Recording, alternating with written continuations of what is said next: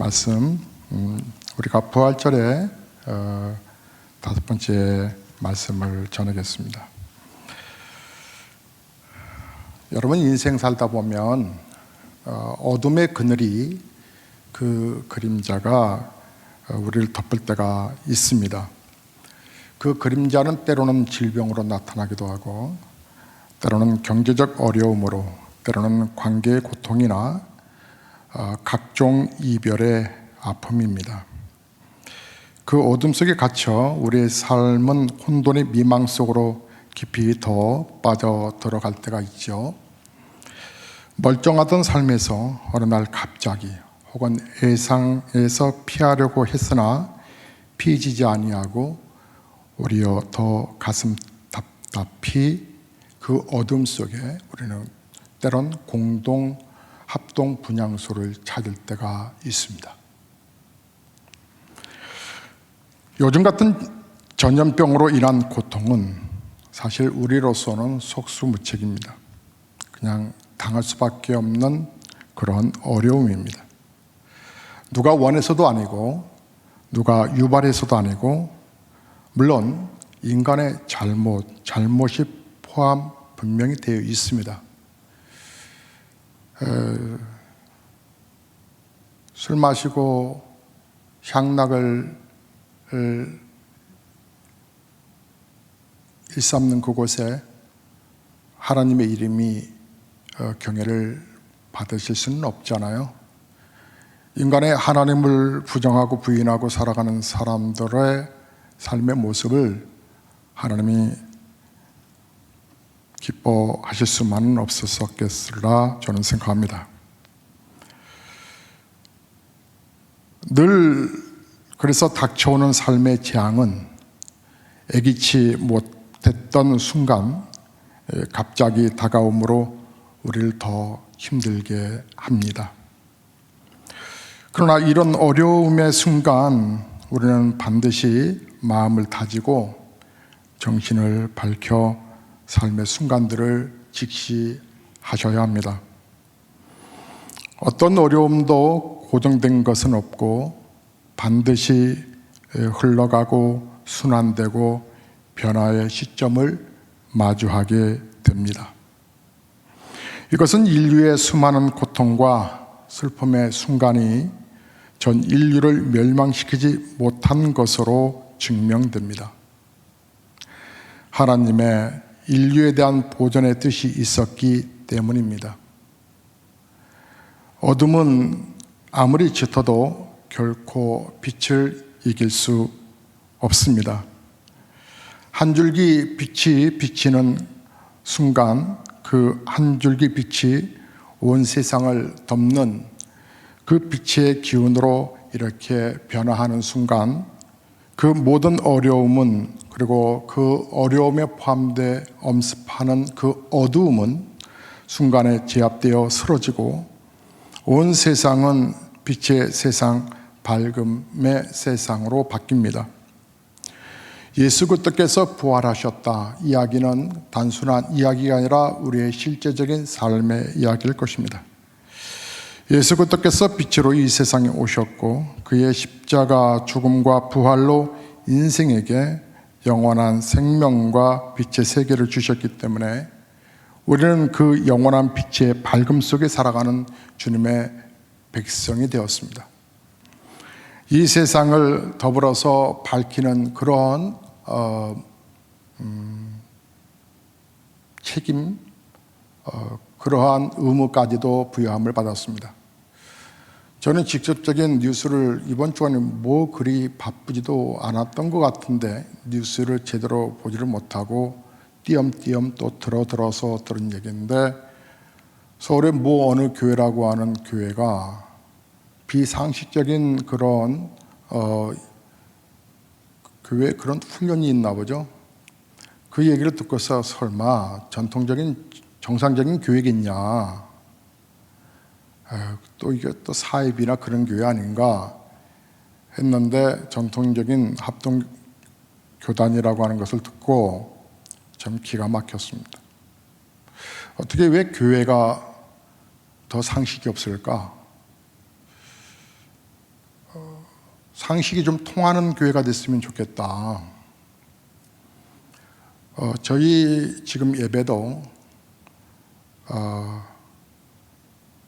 개척교회들은 영상을 바로 보내기가 어려운 교회들의 조건에 있는 교회들은 지금 우리의 예배를 함께 드리고 있다고 말씀 들었습니다. 이는 우리 보배로운 예수교회뿐만 아니라 모든 교회가 자각하고 좀 본질이 뭔가에 대해서, 교회 존재의 본질에 대해서 좀 깊이, 정말 제발 깊이 좀 점검하고 봐야 되는 거 아닐까 생각을 해봅니다. 어떻게 빛이 되어야 되는데 교회는 빛이 되지 못하고, 어떻게 소금이 되어야 되는데 소금이 되지 못하니, 주님 하신 말씀처럼 소금이 그 맛을 잃어버리면 사람들에게 땅에 밟힐 거라 그러셨는데 교회가 얼마나 지금 씹히고 얼마나 밟혀가고 있습니까? 사랑하는 성도님들, 삶이 아무리 힘들고 요즘 우리가 겪는 전염병으로 인한 삶의 제한과 각종 여건의 왜곡이 아무리 심해도 우리가 하나님의 백성일진데 하나님이 정하신 기간이 끝나면 우리는 분명히 빛의 세계로 나아갈 줄로 믿습니다. 2월 16일이었습니다. 그때 중국의 우한 폐렴, 그러니까 예전에 몇 년 전에 있었던 사스 정도로만 우리가 생각을 했었습니다. 그때의 민감한 반응을 하신, 그러니까 여기에 대해서 미리 마스크를 쓰셨던 분들도 있었지만 이것이 그렇게 심각할 것이라고 생각을 못했습니다. 2월 23일에 이제 그 딱 한 주간이 지나가면서 이건 좀 문제와 심각해져 간다라고 하는 것을 인식하기 시작했습니다. 그래서 이제 병원용 고감도 열 감지기를 설치해야 되는 거 아니냐, 마스크를 미리 준비해야 되는 거 아니냐, 여러 말들이 있었죠. 3월 1일 주일로 말씀드리면 이제 우리가 예배를 인터넷 예배로 드릴 수밖에 없는 것을 인지하여 우리가 그렇게 그래서 모든 우리가 예배를, 다른 모임을 다 중지하고 온라인 예배로 진행을 시작했습니다. 저를 돕는 우리 부교육장님들과 또 예배위원, 우리 종성교장님, 지역장님들과 함께 인터넷 예배를 시작하고 이제 이렇게 벌써 8주, 9주, 2달 정말 참 어려운 시간들을 보내면서 이제 끝나가나 했더니 또다시 우리 지역까지 또다시 침투를 했습니다. 저는 우리 처음에 이 병이 이렇게 막 퍼져갈 때에 우리 성도님들의 건강이 제일 저에게는 걱정스러웠습니다. 왜냐하면 폐가 안 좋아서 힘들어하신 분도 계시고 또 몸이 늘 연약해서, 심장이 연약해서 또 암 치료 중에 있는 성도들도 있고 또 젊다 하지만 또 늘 병을 달고 사는 안타까운 또 성도도 있고, 그런가 하면 또 연세 드신 분들은 여기는 또 치명적이라 하니까 연세 드신 분들, 건강하고 젊은 분들이야 잘 이겨낼 수 있다 하니까. 그러나 어떤 성도님이든 단 한 분이라도 어려움을 당하고 고통을 당하면 그걸 제가 막을 수 있는 부분인데, 만약에 이건 전염병의 개념, 성경을 보면 전염병에 걸린 사람들은 그 그룹 사회 공동체 안에 들어오지 못하게끔 되어 있습니다. 당시에는 이 전염병은 유대인들은 그 저주, 하나님께 저주받았다, 질병, 재앙의 하나의 모습으로 또 상징됐기 때문에 거룩한 모임에도 들어올 수도 없었던 것이었죠. 어쨌든 여러분, 전염병은 우리가 술 먹지 맙시다, 담배 피우면 안 돼요, 건강에도 안 좋지만 성도는 거룩하게 살아야 합니다라고 말하는 것처럼 우리가 하지 이것을 가까이 하면 몸에 좋지 않듯이 전염병은 더더군다나 좋지 않은 거니까, 당연히 치명적인 거니까 경계해야 되는 건 당연한 거죠. 뭐 믿음이 없어서 뭐 예배를 왜 안 드리냐 이런 식으로 심지어는 선배 목사님들이 그렇게 얘기하면 네 하고 넘어갈 텐데, 이제 저도 어느덧 이제 올 때 중후반에 이제 중진 목사가 됐는데 후배 목사들마저 선배님 목사님 왜 그래요? 뭐 이렇게 표현을 하면 내가 믿음 없는 건가? 우리 교회가 문제가 있는 건가? 하는 생각을 문득 들기도 하지만 그것은 그런 차원이 아니고, 예배를 물론 당장에 막 예배 드리고 싶죠. 근데 이제 그때 어느 TV에서 뉴스에서 이제 그런 얘기가 나와서 그 뉴스를 본 우리 성도님이 속상해 하셨다는 얘기를 들었는데, 아마 어느 교회가 그랬나 봐요. 왜 이렇게 예배를 강행하세요? 하니까 한참 이제 막 이렇게 막 창궐되어서 이 질병이 막 퍼져가고 있을 때 대형 교회들은 이렇게 잘 지켜가는데 왜 그러십니까? 물론 대형 교회 몇몇 교회들은 계속 예배를 진행하고 있었지만 도대체 왜 그러는 거예요? 하니까 그 내담자가 그랬다는 거죠. 헌금이 줄어요. 그리고 뭐 교인들이 흩어져요. 그 얘기를 들었던 성도가 속상해가지고, 근데 그것을 전해 듣는 저 또한 화가 나는 거예요. 아니 도대체 그렇게 나온 목사는 설령 그럴지라도 그것 때문에 그런 표현보다는 그건 안 나와야 되는 거죠, 사실은. 그런데 그런 말을 했다는 게 되게 속상하더라고요.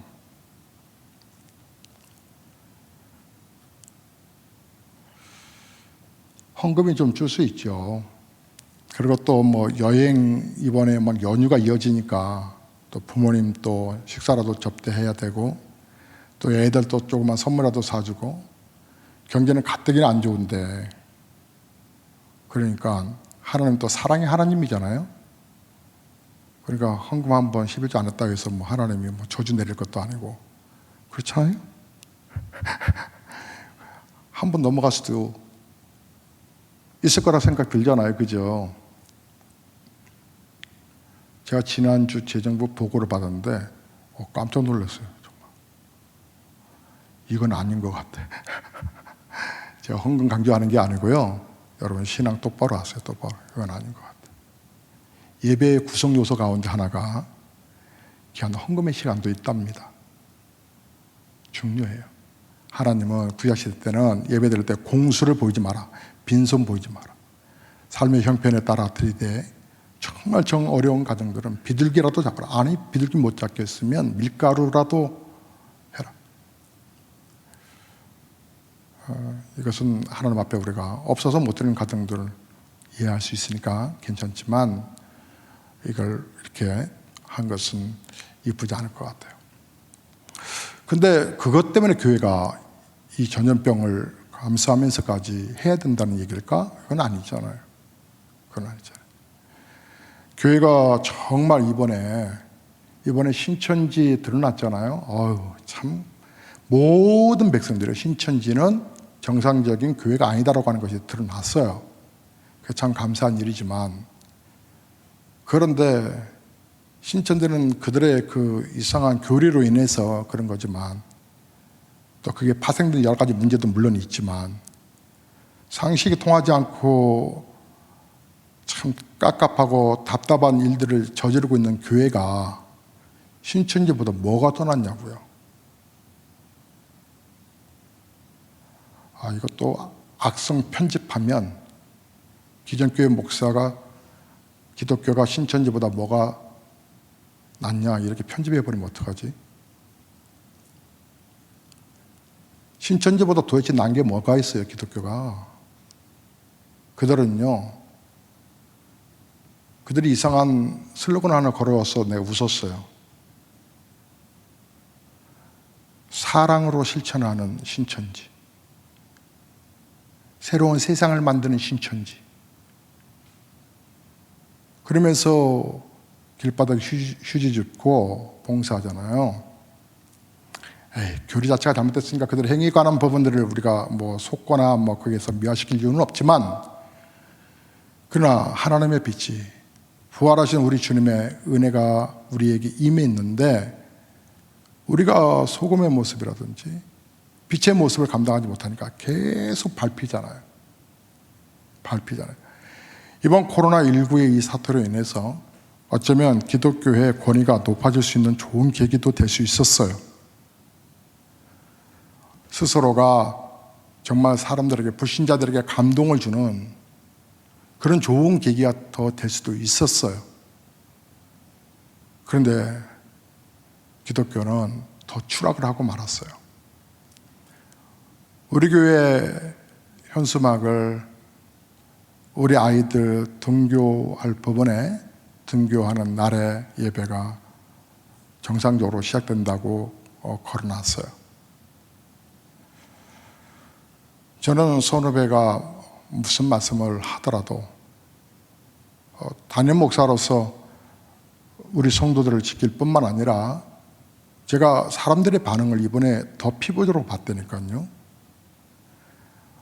같은 아파트 단지에 한 동에 그런 확진자가 어젯밤에 7시에 떴잖아요. 있다라고 하는 것을 알고 어느 동인지를 막 찾아내더라고요.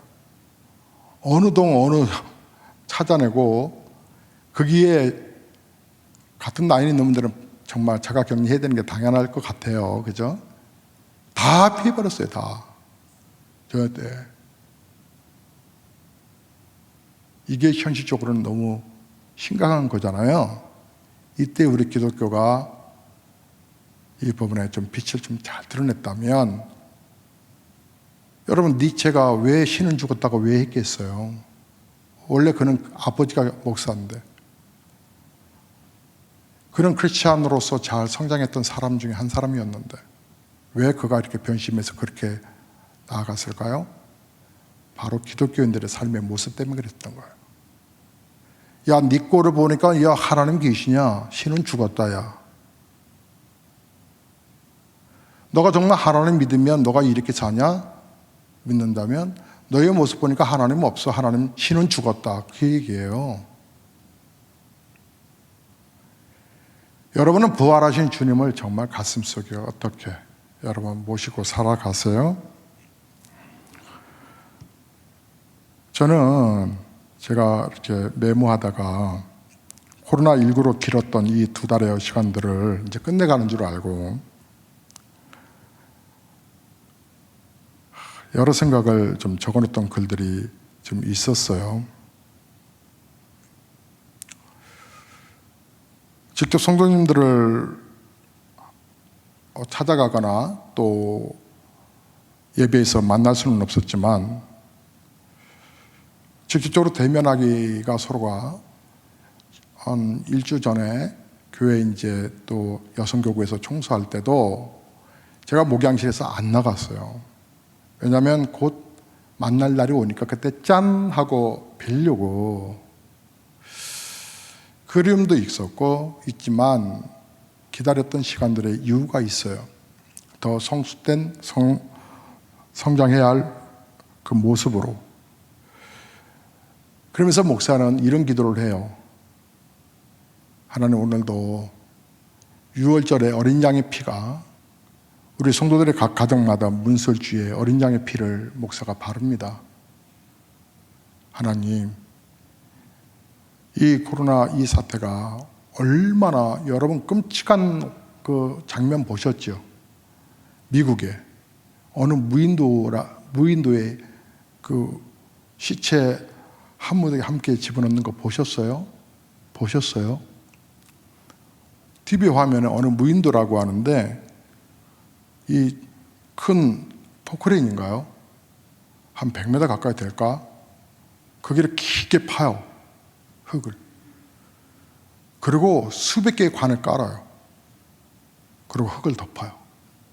그리고 또 그 위에다가 또 수백 개의 또 관을 또 깔아요. 그리고 또 흙을 덮어요. 그리고 또 수백 개의 또 관을 깔아요. 관이 띄어져 있는 게 아니라 그냥 딱딱딱딱 붙여서 또 깔아요. 4층으로. 이게 한 달 안에 이루어진 미국의 비극이에요. 얼마나 미국에 많은 사람들이 죽었는지, 베트남에서 10년 동안 전쟁했던 전쟁에서 군인들이 죽은 숫자보다 2달 동안에 죽은 사람이 더 많다고 하잖아요. 병이 얼마나 무서워요. 이 병.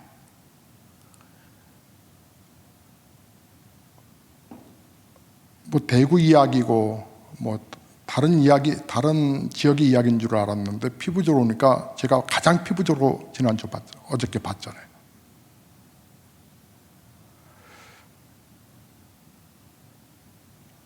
하나님, 6월절의 피를, 어린 양의 피를 우리 성도들의 가정가정에 바릅니다. 하나님, 목사가 믿음으로 선포했습니다. 우리 성도들은 이 질병에 단 한 사람도 걸리지 않을 거라고. 그 약속을 여기까지 하나님 지켜주시는데 끝까지 승리하게 해달라고.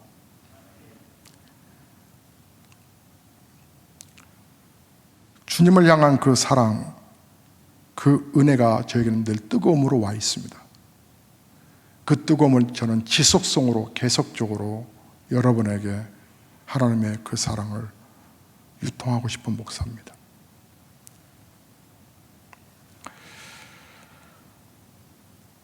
하나님의 섭리가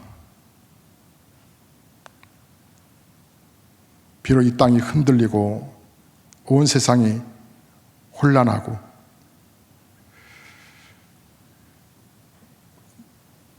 우리의 힘으로 아무것도 할 수 없지만 하나님의 섭리가 있다는 사실을 기억하고 그 고통과 지루한 시간이 끝났을 때 하나님이 분명히 우뚝 뽑아 우리를 세우시는, 기둥으로 세우시는 하나님의 뜻이 있으리라 생각을 하고, 요셉이 7년의 풍년 때보다 그는 7년의 흉년 때에 빼어난 지도자로 세워진 것을 성경을 통해서 보면서 이 어려운 때의 진정한 교회, 주의 뜻을 이루어가는 그 교회, 그 교회를 세우시려고 하는 하나님의 뜻이 있다는 것도 우리가 기억하면서 이제까지 살아온 삶의 실현과 고초의 기억, 몰렸던 순간의 생채기들이 우리를 아리게 하고 잠 못 들게 만들어도 하나님의 백성은 그 모든 것을 품어 녹이고 소화하여 삶의 양분을 삼아 새로운 창조의 축복을 이룰 줄로 저는 분명히 믿습니다. 우리가 우리 구주 예수 그리스도의 부활의 역사를 믿기 때문에 우리의 가는 길은 빛의 길이 놓여져 있음을 분명히 우리는 확신하셔야 합니다.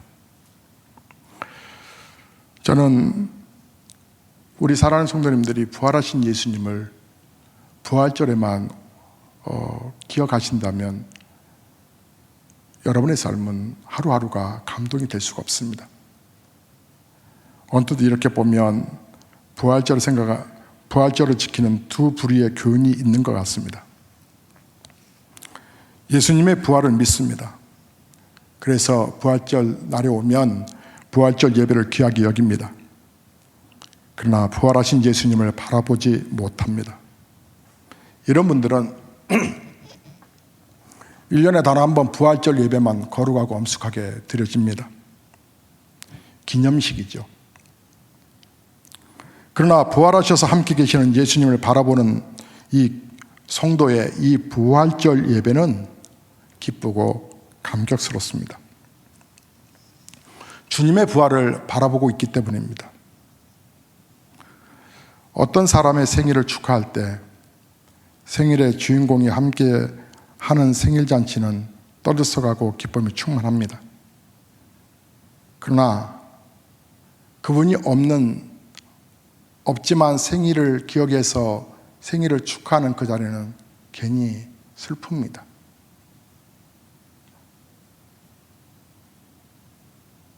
중환자실의 병원에 누워 있거나 아니면 작년에 세상을 떠났거나 생일을 기억해서 모인 사람들은 케이크에 초를 하지만 그 생일은 쓸쓸하고 외로울 것입니다.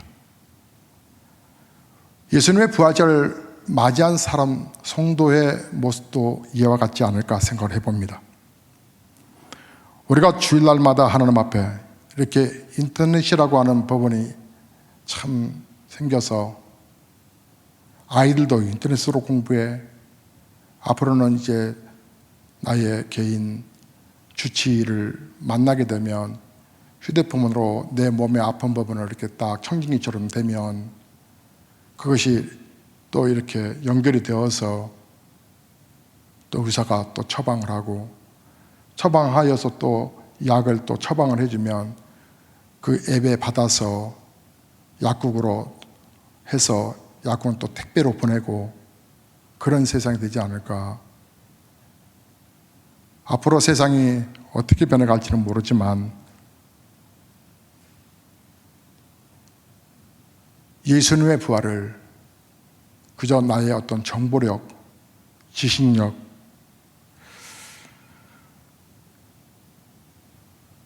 어쨌든 또 세상이 변해가는 이 좋은 변화 때문에, 한편의 좋은 변화 때문에 우리가 인터넷을 통해서 주일날마다 이렇게 예배 드리는 거.